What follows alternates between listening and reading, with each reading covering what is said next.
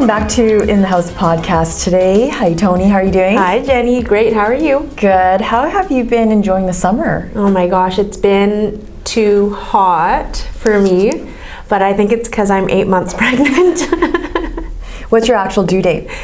It's actually not until September 25th, but I'm scheduled for beginning of September. Yeah, I can't even imagine what it feels like to be carrying like a baby in this heat. It's great. It's great. Lots of fun, lots of sweat, but I'm having a good time. When was your first son born? 2015, February. February, so it was winter. Yeah, it was, and I was still hot like an oven then, but now I'm enjoying the fact that today's a little bit overcast, so it'll be great. So we had our fourth guest on today. We did. And what an amazing story. She's doing something very incredible that I know will change the way we conduct our business. So powerful. Merideth Schutter. Yes. So the first time I encountered her story was at this conference last year in 2019, in the entrepreneur conference, and her story really resonated with me because I myself had some situations where I was put in an uncomfortable place and where I was stalked. And although the app probably is more for people who you want to be able to schedule appointments and showings and kind of let people know where you are, where you're at. These people I knew, and they were that's hard. Following me.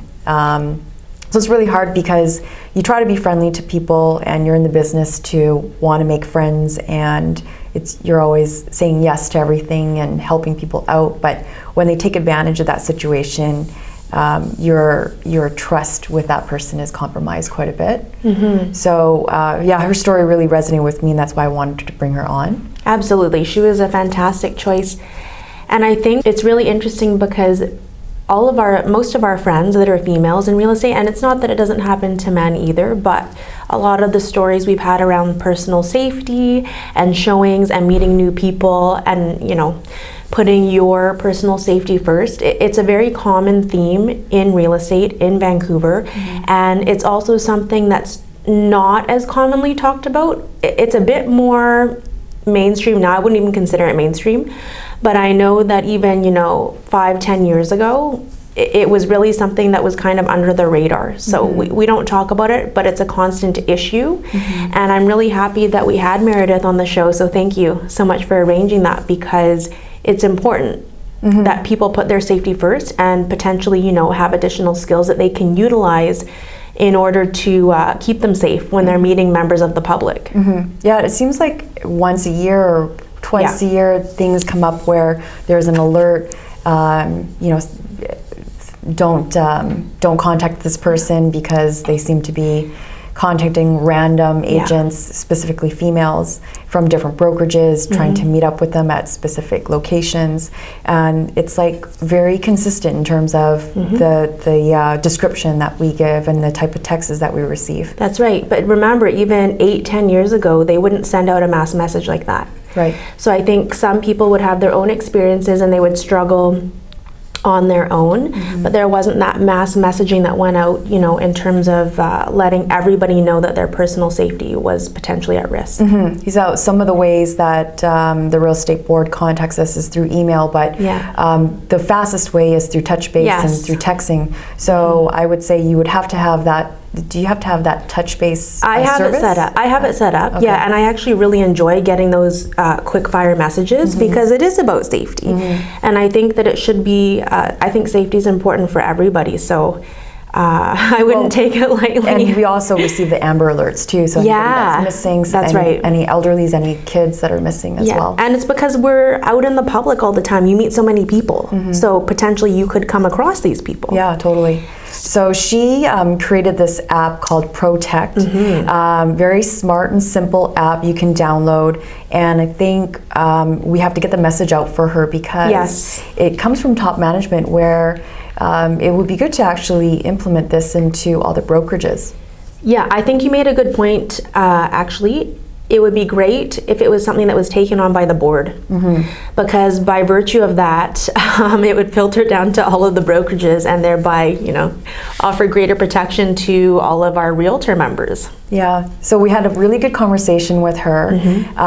You guys will want to kind of learn some tips on how to have safer and safer conduct on open houses and showings, and best practices during her just experiences and stories. Yeah. Is there anything else that you wanted to add? I mean, a personal experience for you. You mentioned the stalkers, but I guess like a personal story from either you or another colleague in the business where their safety was threatened. I mean, Meredith's story is really interesting too, which propelled her to create this app and offer it to people. But how about yourself in terms of your own personal safety? My personal safety, like I mentioned, I used to have my face on bus benches before I actually put the entire team on the bus bench. And I had my phone number and headshot in there. And it got to the point where I was getting texts every other month from randoms that were entirely not real estate related, and asking me for lunch, asking me if I had a boyfriend. Never received any photos or anything, thankfully, but just unnecessary texting that put me into a place where had me thinking, is this worth it? Yeah. How about you? I've had a few. The first one was in 2010 when I first got licensed. I had someone contact me and try to lure me to a property in the evening out in the Fraser Valley.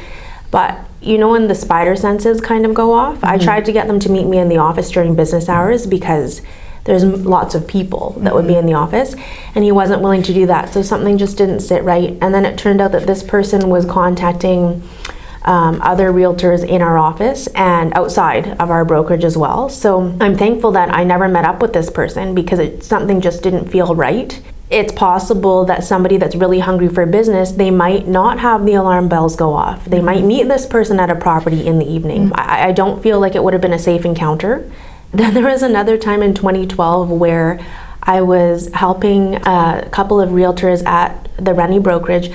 It was a brand new concrete building for sale, and they didn't even have full occupancy yet, but I was showing the building on the west side. There was nobody in the building except for maybe one owner, and that didn't feel particularly safe because I was meeting people, bringing them into this building where normally I'd have a panic button or something on me for my car, or I'd stay near if I didn't feel safe, which is a funny thing. Personal safety, it's like you actually have to take this into account. I wouldn't have been able to stay near the front door either because you're in a cement building. Nobody can hear you. So I ended up calling my sister-in-law who lived around the corner, and I would just say, lie and say, oh, okay, I'll meet you out front in 2 minutes, so that they knew that somebody was coming and I was not the only one there. And then one other instance as well in 2016 where I had a different person. They were contacting female realtors and trying to get them they were trying to lure them to properties. So that happened as well. I reported it right away. But even in 2016, the reporting method was not very easy. I reported it to my brokerage and then the board, and then I had to file a separate police report, which was kind of a hard thing to do because it would be nice with a system like Protect to get everything just out there right away and then let the other female realtors that could be at risk know about that. Yeah. She's creating something super amazing. Yes. And we can't wait for you guys to listen in. And so without further ado, let's get started. Absolutely. Welcome to In the House podcast. How is everybody doing? Today we have a very special guest, Merideth Schutter. She's been in the Vancouver real estate game for over a decade now, and we wanted to have her on the podcast because she has a very important message we wanted everyone to hear. So first off, Merideth, welcome to the show. Thanks. It's great. Toni here as well. Hi, Meredith. Hi, Toni. Just to start off, can you tell us a little bit about where your real estate practice is? Sure. So I was selling real estate in Vancouver for over a decade now, probably 12 years. It was awesome. I came right out of university, went to UBC, and started selling real estate right away. It was kind of my dream job. So where are you located right now? Well, I'm a little bit all over the place. So I do a lot of traveling now, but I'm between Vancouver and Whistler. Okay. So I have a partner in Vancouver, who's amazing and saves me constantly. And then I'm in Whistler, and then I have this new company, so I'm often on the road. And you're working alone, or do you have a partner or a team in A Whistler? team in Vancouver, and in Whistler, I don't sell a ton in Whistler, to be honest. It's part of the reason why I moved to Whistler, to sort of be able to focus on this new business and have a little bit of reprieve from that, because I found myself so entrenched, as you guys know, in the business, and I couldn't help but be a part of it and want to keep working. But I really needed to focus all my energy on Protect at this point. So yeah, I diversified a little bit.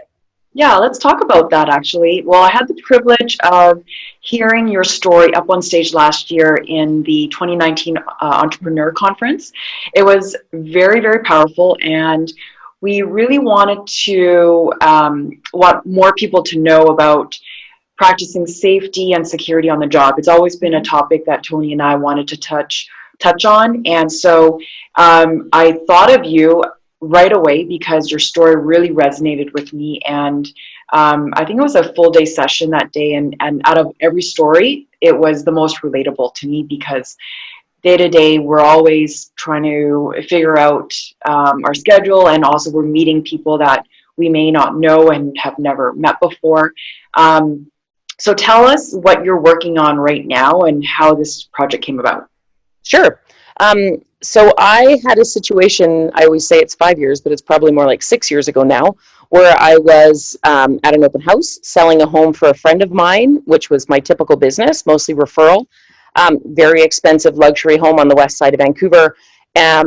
Normal weekend, Saturday, did my open house. Towards the end of the day, it was quiet. There was nobody there anymore. And I heard the door open and quickly lock. And it was that feeling of like, okay, I'm in trouble. Like my hands went sweaty.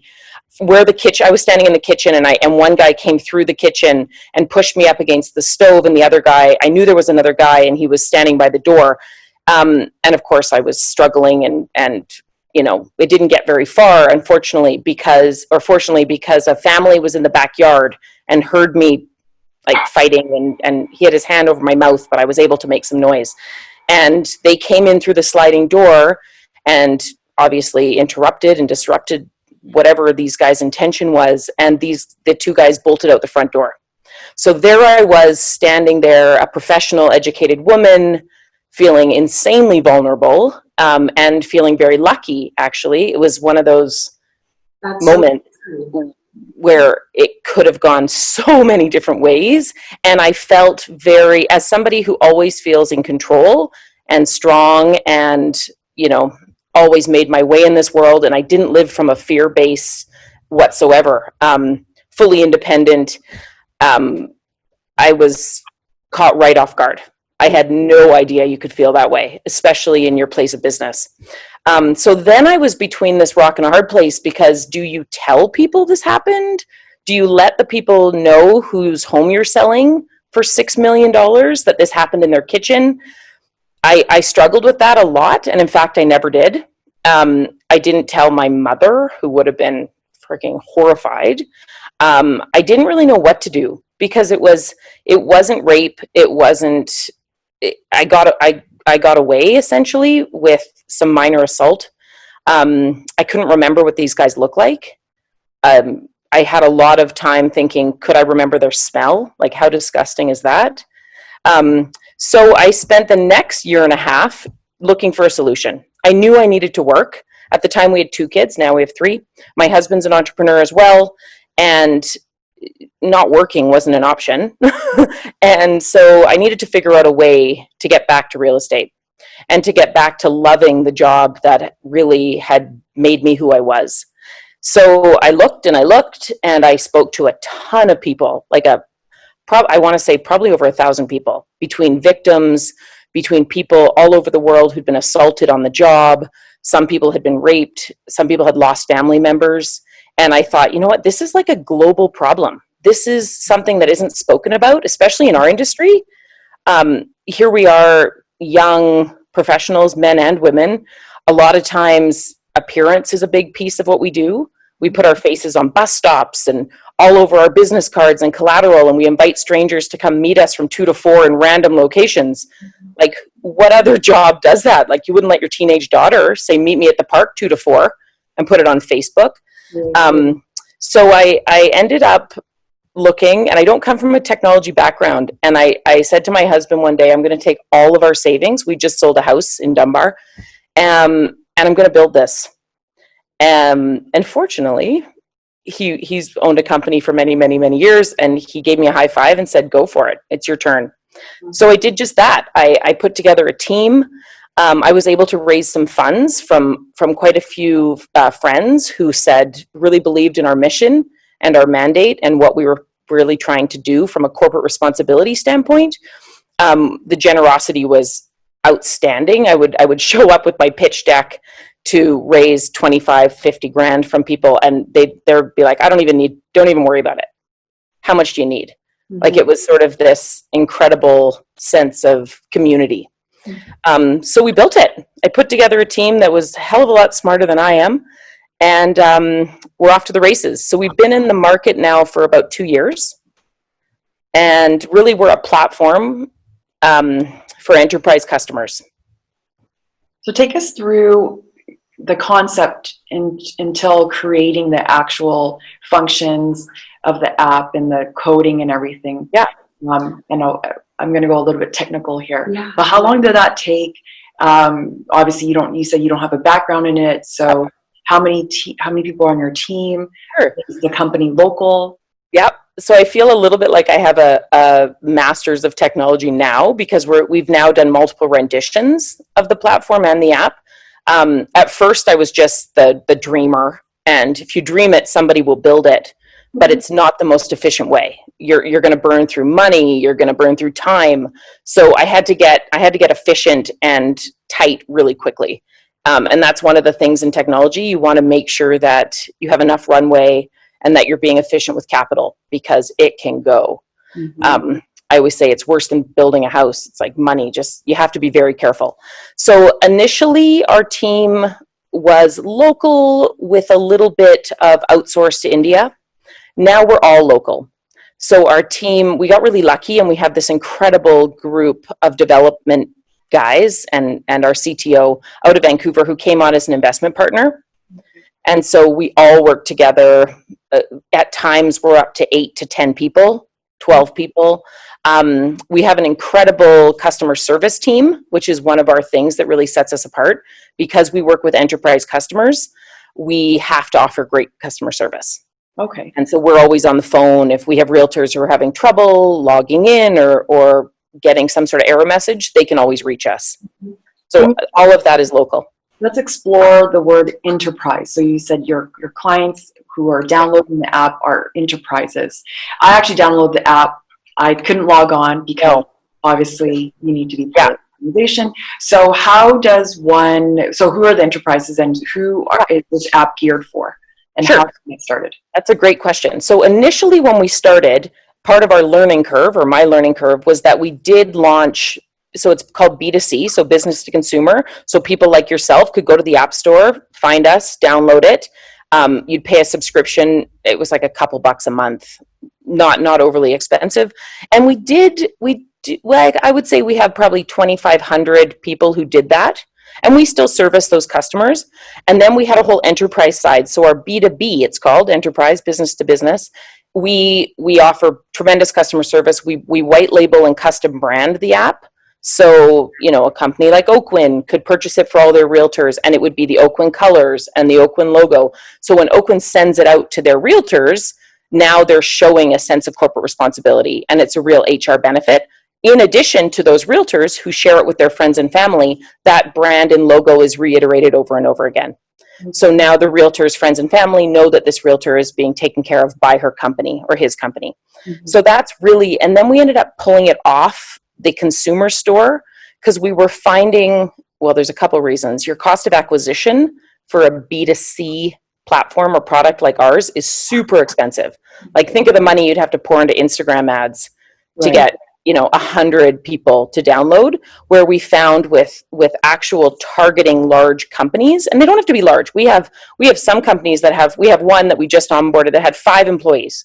No problem. Same service as a company like Remax, who has us for all of their realtors across Canada, much larger. We offer the exact same service. So we just found we could do a better job. We could give the right collateral. We could take care of these customers instead of one-offs, which was just more challenging. Approaching the real estate board, because obviously they're providing touch-based services, they're providing Kriya web forms. I would think that this is something that they should be offering to the agents. Yeah, and that's a really excellent point. And boards, associations, and colleges is definitely somewhere we need to be going, because we don't want to be brand specific necessarily. Every agent deserves to feel safe and empowered in the job.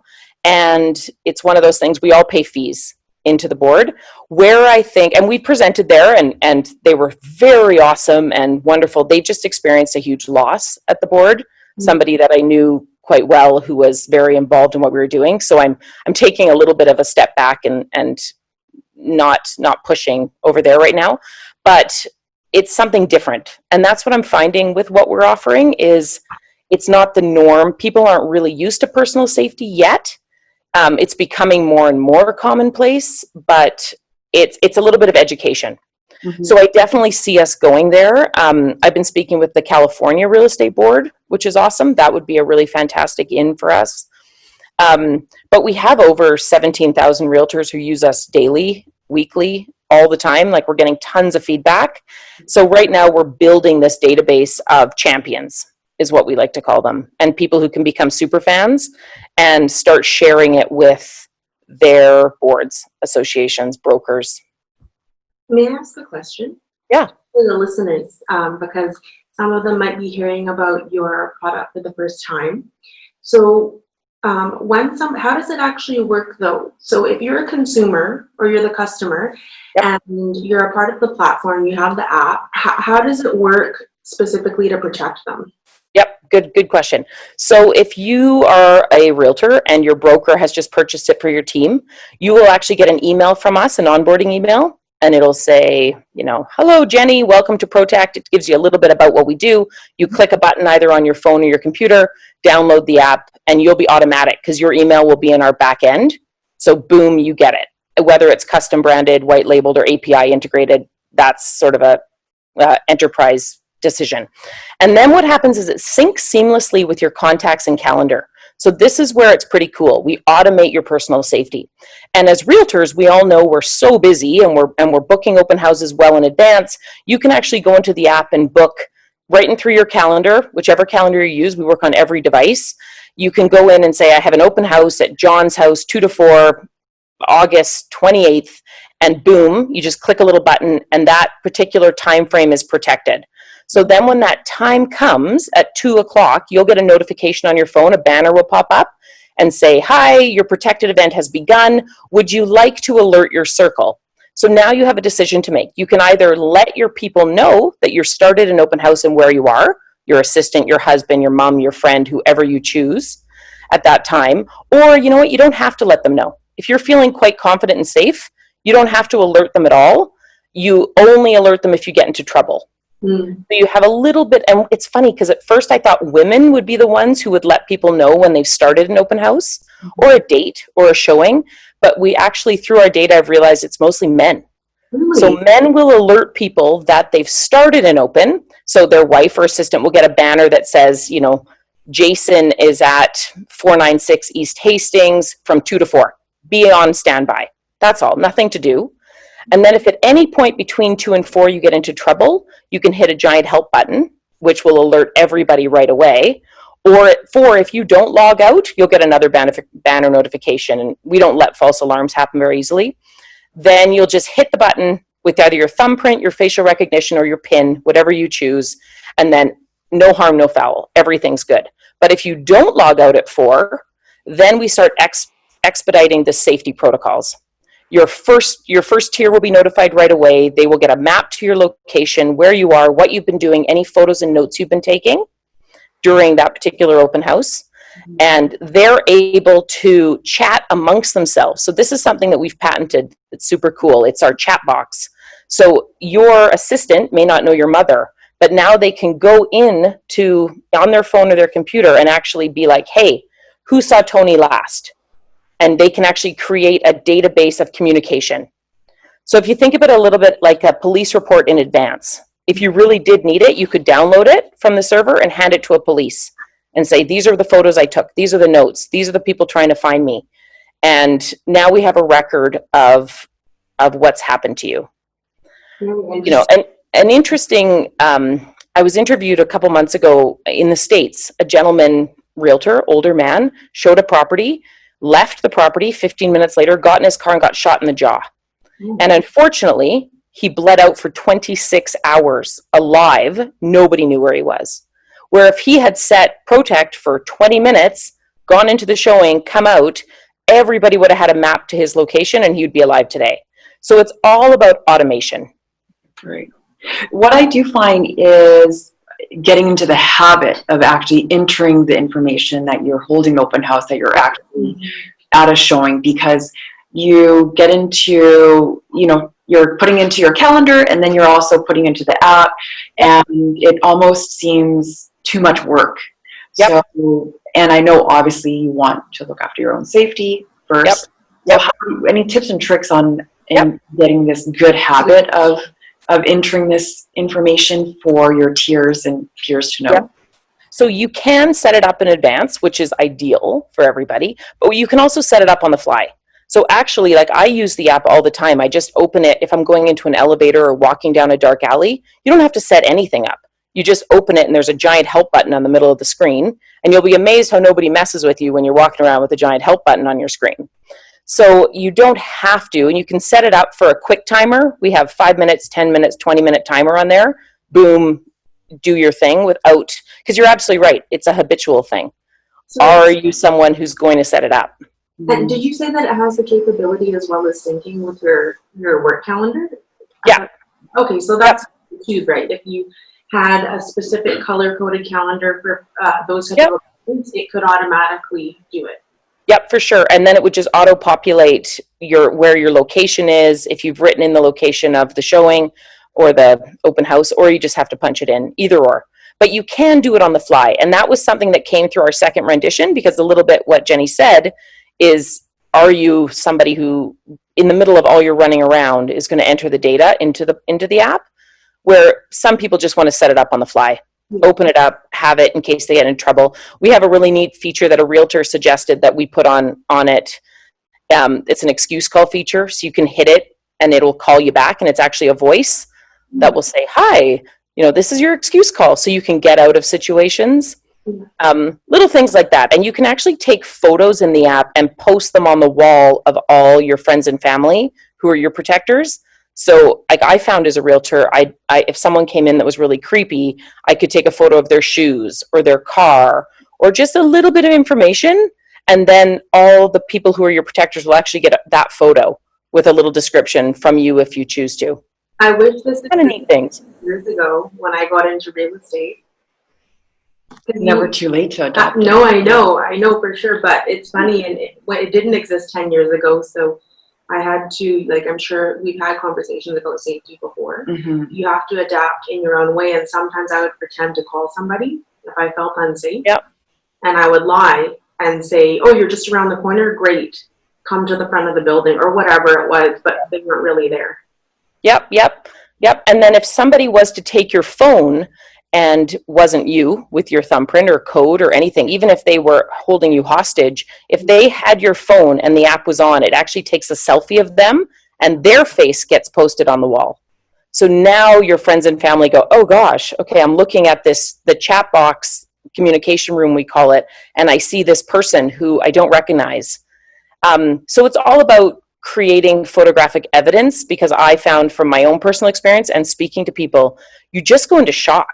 Like, you can't remember. It's unbelievable. Mm-hmm. You have no clue. You can't remember anything about these people.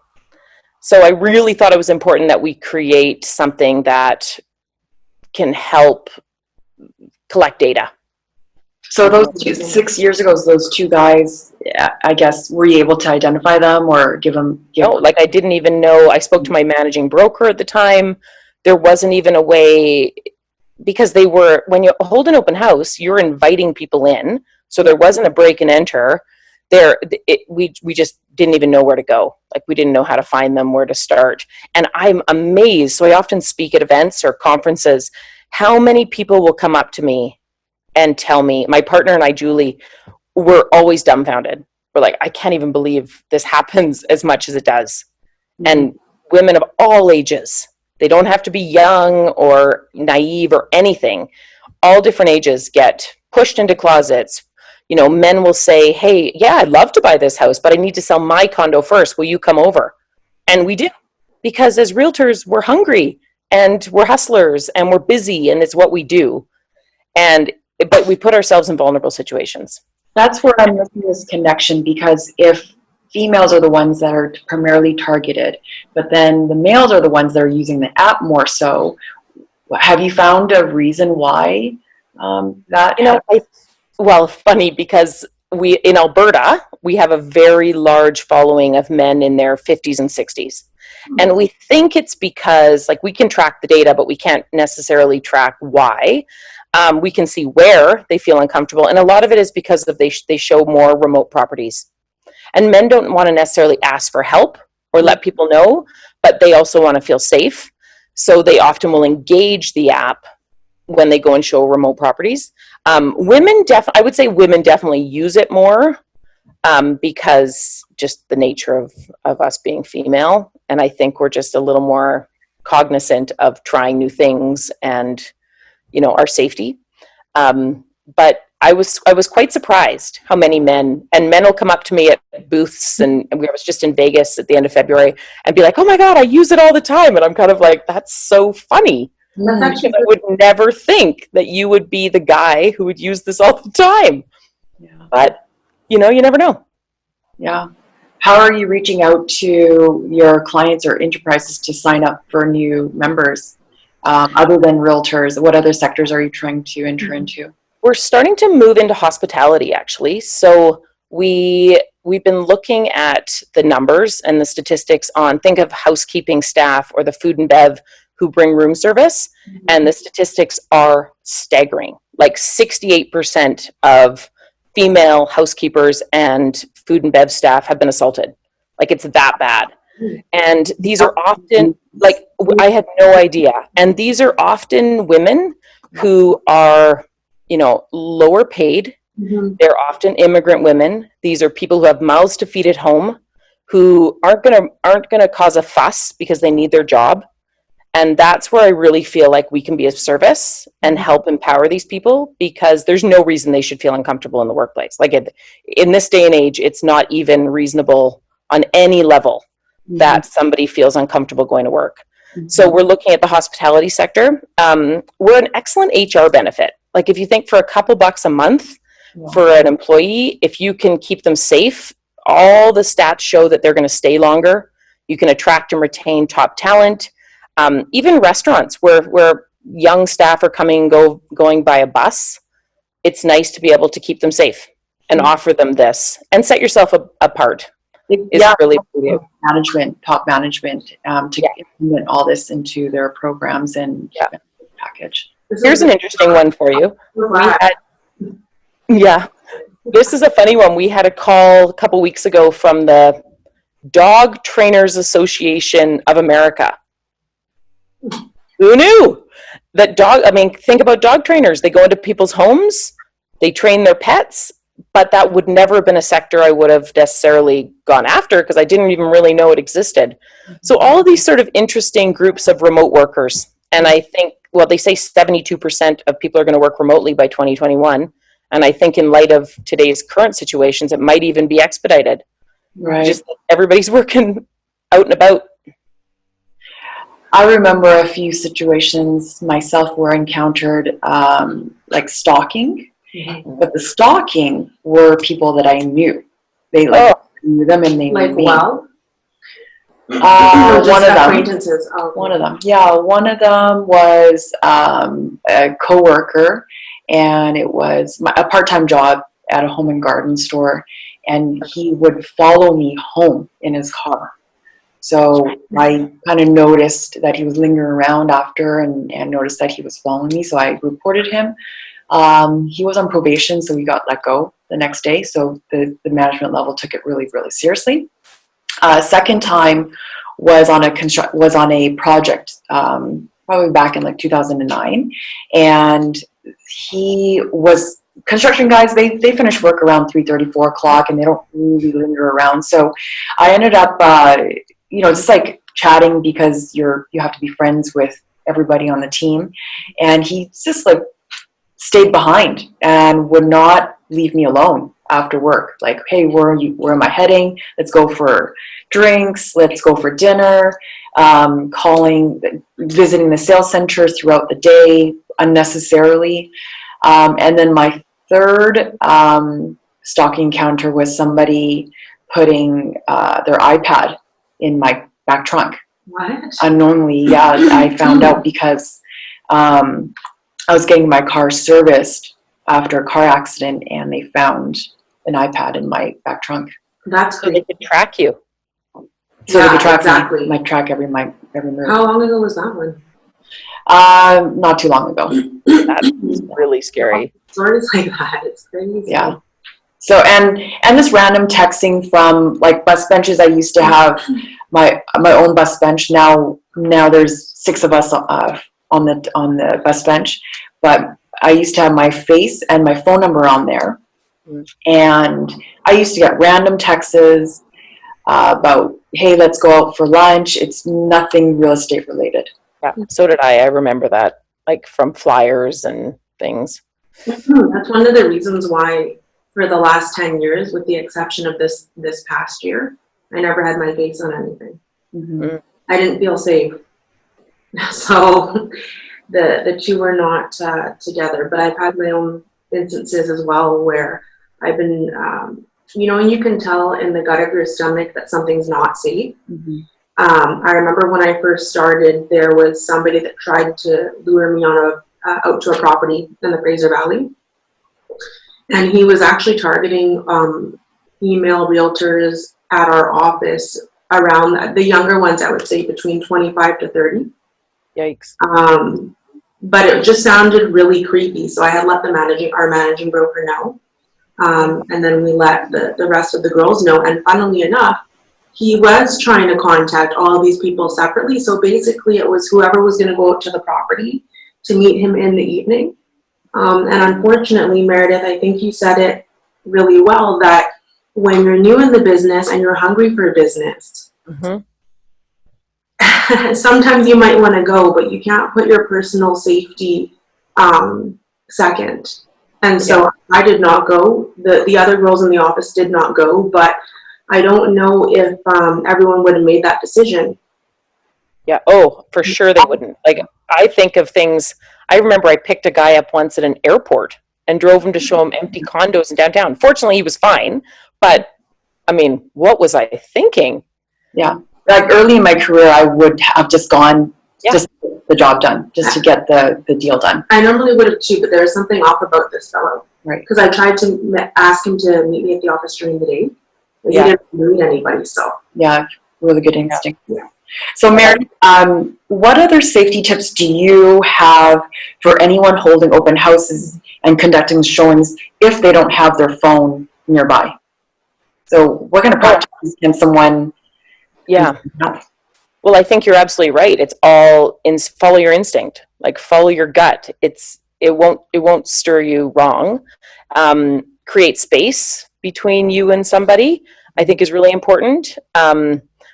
If there's more than one other person in there, I would sort of hover around other people and create conversation and talk a lot. It's a lot about a body posture and the sort of the energy you're giving out. If you're in control, I wouldn't have my back to anybody. I would make sure that I was face on and creating eye contact, because I think a lot of these people who assault men or women don't want you to look them in the eye. So I think if you look someone right in the eye and often shake their hand or really make a connection, you're less likely to be targeted. Right. And I'm seeing more and more homes installed, like the Nest and the cameras, and that can be helpful too when owners. Yep. And so much of it is deterrent. Like that's why when we sign up large real estate companies with our platform, we send out please remove your shoe signs. This agent is protected. So it's a little bit about that. And we've been looking at door hanging signs and different things. We have realtors who put our logo on their e-sig, on their cards. I'd love to see us on the top of all the white signposts that say this home's protected. I mean, we've had a lot of realtors say to us, they get the job if they're up competing against another realtor. If they say they have this platform, homeowners are more likely to hire them because nobody wants to even consider their agent being assaulted in their home. And it's not something people think of until you mention it. And then they go, yeah, like that's crazy. So it's become a really nice benefit to get a little more work, make a little more money, and feel safe and secure in what you do. Mm-hmm. One of the things that I learned during room demonstration, and this is more of a sales tactic, not a safety tactic, but it is now a safety tactic now that we're talking about it, is not to enter the room first. Yeah. So showing the room, letting that lead, go in first and not even entering the room at all. Yep, you're right. It's something so small, but it's so true. Mm-hmm. Or having your car alarm on you with the panic button. Oh, yeah. I used to walk around sometimes if I didn't feel safe or stay near the front door. Yeah. It's an amazing profession, eh? Like, baffling and not something that's spoken about. So I think what you ladies are doing is so important, and you have to share. And so much of it is speaking to the new realtors who come in, and mentorship and leadership in our business. I know when I entered this profession, I had a mentor, and I worked with a realtor, a very experienced realtor, for a while to really. It wasn't about anything more than I wanted to understand the contract situation and feel good in the job. But when I look back, there's no way I'd be the realtor I am today without that benefit. Mm-hmm. And I think it's something. It's part of our. It's a responsibility that we have as more seasoned realtors to look at the other realtors who are new and say, let me help you and let me show you the ropes. I know it's a competitive industry and we're all in it. We're independent contractors really, but we need to build a community around ourselves. Mm-hmm. And most of my friends are realtor. So I have so many realtor friends because we understand each other. Yeah. And why not help each other? There's enough business for everybody. Yeah. Where can one find the app? Is it on the Android and? Yep, we work on all devices. Our team is constantly updating. That's something interesting about owning a platform or running an app is you're constantly updating. Yeah. You can't build it and walk away. Like it's a nonstop. Every time they launch a new device or a new operating system, we're in the back end making sure it works. Right. I know one of the things that I think we're lacking in this real estate industry is maybe agents forming their own apps as well, mm-hmm. Because this is kind of the thing nowadays, right? You have your own website and you can download the website, but just being able to capture leads through your own CRM or through your own app, that will be awesome. So now you have experience, so maybe you can create something like that for us. Just to give you another. Maybe with you as a partner. Yeah, sure. So do you have time for 10 rapid fire questions for us? Do it. Awesome. Who do you admire the most? Oh, good question. Oh, so many people, I have to say. Probably, it sounds cliche, but probably my mother. At the end of the day, I grew up with an incredibly hardworking mom. She was a dentist and worked really hard my whole life. And I don't think working hard was an option in my household. We just did it. Got the job done. Yeah. If you can ask Steve Jobs one question, what would it be? Ooh. It would probably be something about risk and what his tolerance for risk and taking a chance is. I'm always curious about that with entrepreneurship. I think it's something that sets us entrepreneurs apart from a lot of other people is taking risk, high risk and reward and finding passion in what you do all the time. I'd be curious about that with him because he took lots of chances, stressed himself out, but took lots of chances. Yeah, yeah. Other than the usual iMessage, calendar apps, what's your favorite or most used app on your phone? Oh, probably Spotify or SoundCloud. My husband's a big SoundCloud fan, so we often listen to lots of music in our house. Yeah, yeah. If you could sell real estate anywhere in the world, where would it be? Ooh. You know what? Maybe like a huge city like Chicago or New York, or I'd love to get behind all those old doors and see those amazing $45 million townhomes, brownstones. Probably something like that. Nice. Name one thing you learned the hard way in this business. Oh, it's never ending. You know what it is? It's that it's harder to raise money as a female with children. And that's been a very fascinating part of this journey for me, is I never thought that would be difficult. It's a real male-dominated business. The venture capitalist sector and just raising, even angel investors, I will often be asked if I have kids or if I'm married. I'm also 43, which makes me a little bit older. When I'm hiring, I often hire people with kids. I would choose that because as women, if we're going to be away from our family, we're going to work 10 times harder than the guy who goes to work, in my opinion. But I learned that the hard way. That having a family, you make all these sacrifices and you leave your family to go to work every day, but it can be a deficit if people are looking to invest in your company. Right. I mean, when you're applying for a job, employers aren't really allowed to ask you those type of questions, and I'm surprised, I'm not really surprised actually, that investors can ask you that question. Oh, all the time. I get asked out for drinks. I get it's a crazy world. Yeah, yeah. What are the 3 qualities you possess that got you to where you are today? Oh, I would say positivity. I always look at things on the bright side. I would say tenacity, and probably a big piece of where it got me today is being inclusive and social, as I think a lot of realtors are, where I'm really able to formulate a good community around myself. And that's one of my strengths, is being able to bring good people in and drop the ego at the door and say, this person can do this better than I can. Please join our team. And that's really important. I felt that in your message in the TEDx video that I watched as well. Like I was just completely drawn and with your story. Yeah. What is the most important advice you would give to your kids today? Oh, you have one life to live. Like, go for it. Like, take a chance. Do something different. Give someone a compliment. Be honest and open. And, I always, I have 2 teenagers and 1 6-year-old. And I feel like in my mid 40s now, I've reached the point where, a beautiful, young, smart waiter or waitress will come up and help us at a restaurant. And I'm the first to be like, I just have to let you know how fabulous you are. And I just think you look excellent and you're so sweet and good at what you do. And my kids are like, oh my God, Mom, it's the most embarrassing thing ever.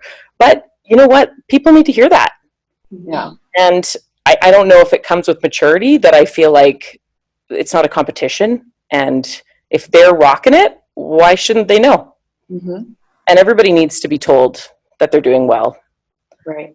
So that's what I would say to my kids is, step out of yourself and try and make other people feel good.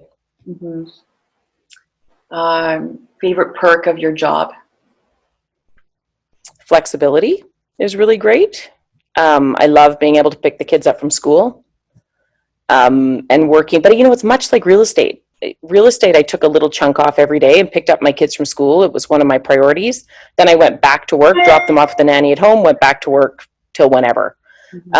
So real estate was a really good segue into entrepreneurship, because essentially that's what we are. Right.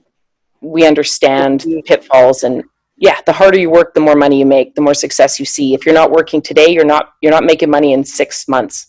Yeah. It's all build up for future. I guess you can say your company is still a baby because it's 2 years old. So if this just explodes, Braden will edit that out. Keep it in, Braden.